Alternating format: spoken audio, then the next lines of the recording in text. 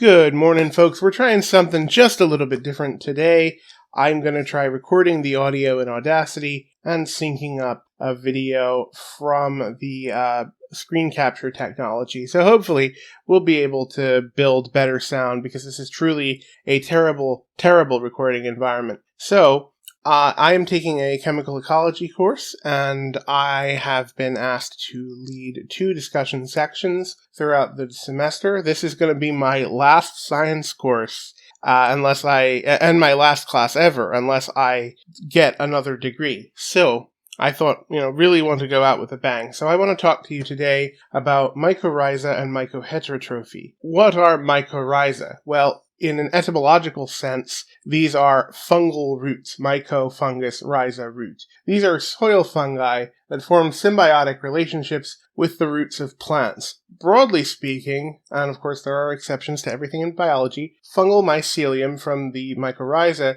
increase the root surface area for nutrient absorption, while the plants give primary metabolites, sugars, to the fungus in exchange for that increased surface area. These mycelia often provide an abundance of other services that can include nitrogen fixation. The fruiting bodies, or mushrooms, of some mycorrhiza can be extremely valuable.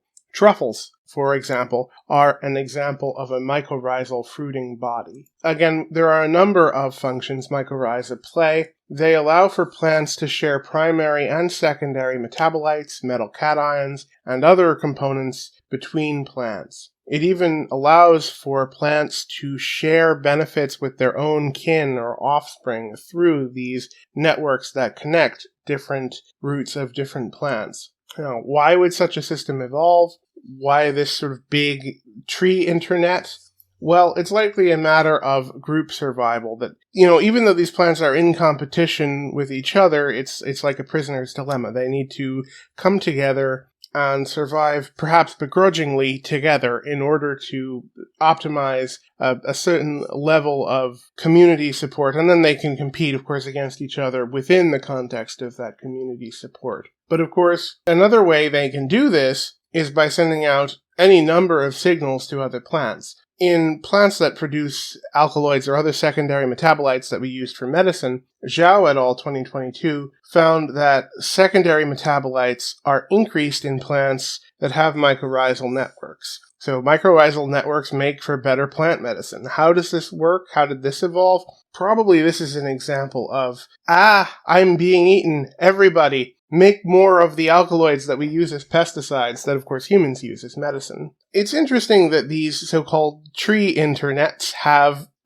server hubs, I suppose, certain nodes along the networks that have more connections to everything else than other things do. And these are frequently very old trees that have had lots of time for these networks to develop, and they've come to be called mother trees. And it's generally thought from a conservation forest ecology perspective that cutting down mother trees may actually harm forests' abilities to recover from injuries or disturbances like fire or logging. And if this is sounding an awful lot like the 2009 movie Avatar, you're right, this concept did help to inspire the world building of this movie, likely. But I want to switch gears and briefly review trophic strategy because it's important to the paper we're discussing. So generally when we're talking about trophic strategy, we're talking about energy capture, getting energy from the environment and storing it. We're not really talking about other nutrients. So autotrophs are capable of directly capturing energy environment and storing it in the form of carbohydrates, while heterotrophs are not.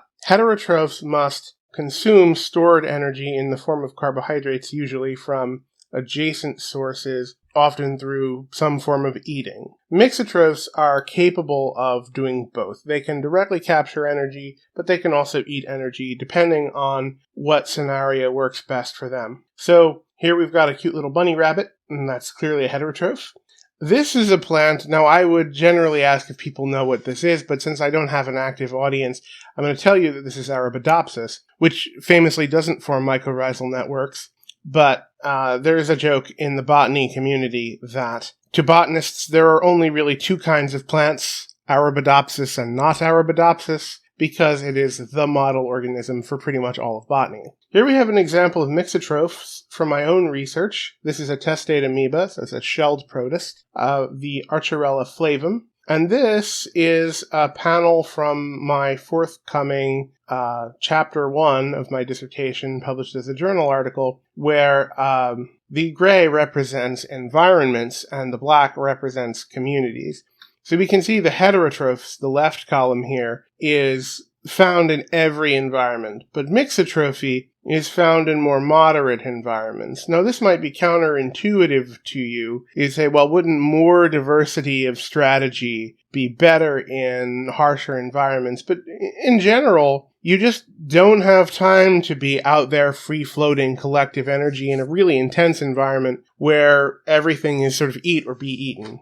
So we actually find the opposite is true. Mixotrophy is rare in extreme environments. And then, of course, also, if you're going to have a photosynthetic microbe, they need to have something to photosynthesize against. So you tend to be high mixotrophy populations tend to indicate that you're dealing with an open area. So we can actually use mixotrophy to track forest cover in the paleontological record. So let's talk a little bit about parasitic plants. There are parasitic plants, which surprises some people. We generally split these into two groups. So hemiparasitic plants are autotrophs. They photosynthesize, but they take nutrients and water from the host. A classic example of this is mistletoe, which is probably the most famous plant parasite out there. The holoparasitic plants, on the other hand, are pure heterotrophs. They do not photosynthesize. They get everything they need from their host. The classic example here is Rafflesia. Now, Rafflesia is sometimes mistakenly called the corpse flower, but that is actually a different flower, not Rafflesia. That's a fairly common misconception. Finally, let's talk a little bit about carnivorous plants.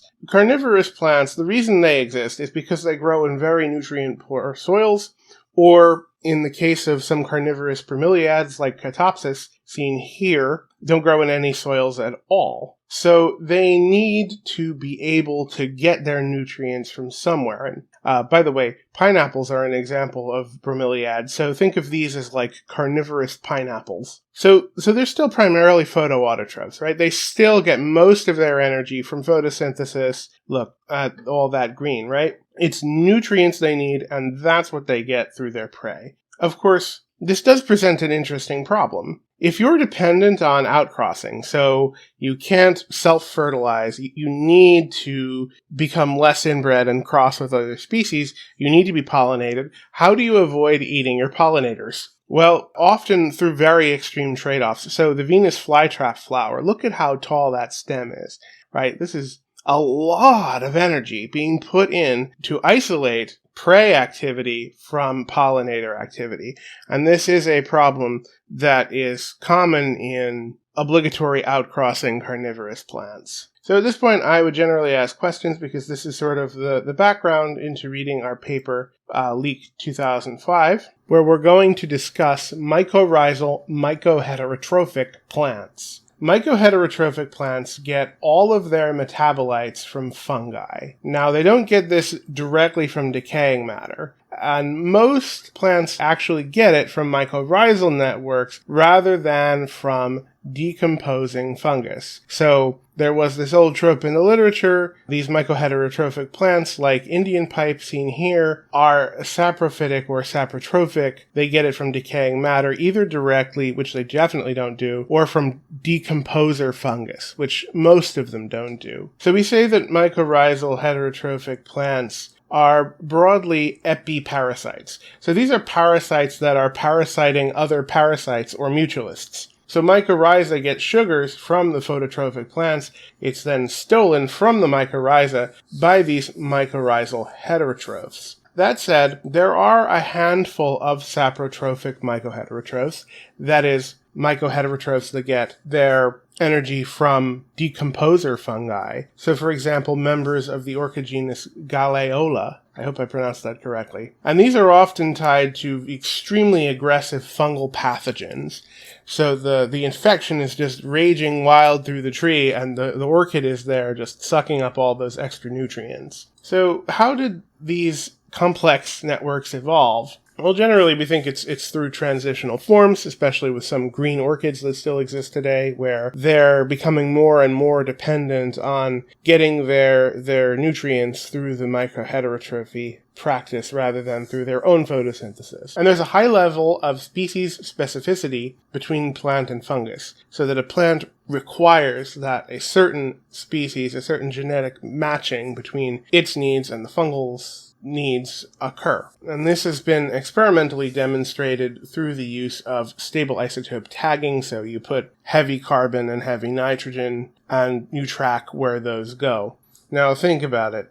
Carbon, probably carbohydrates, protein for nitrogen. So there's definitely a sharing of metabolites between the mycorrhiza and the mycoheterotroph. Well, of course, it's still parasitic because the mycorrhiza really isn't getting any benefit from the plants. So, of course, this plays a huge role in conservation, as we've already alluded to in the prologue, right? So many plants require specific mycorrhizal networks to survive, especially rare mycoheterotrophic orchids. If you're going to be an orchid cultivator, you need to have associated fungus of the appropriate type. So this is, again, preserving mother trees can help to preserve whole forests, and agriculture as a whole may be benefited by improving the cultivation of strong, appropriate mycorrhizal networks. And of course, mycorrhizal networks may be essential for space colonization. If you're going to grow plants in space, you might need to transport the mycorrhiza as well, almost certainly. So at this point, I would have questions, and then we would do a little bit more discussion. All right, so that is it for this time. Thank you for listening, and have a nice day. Bye-bye.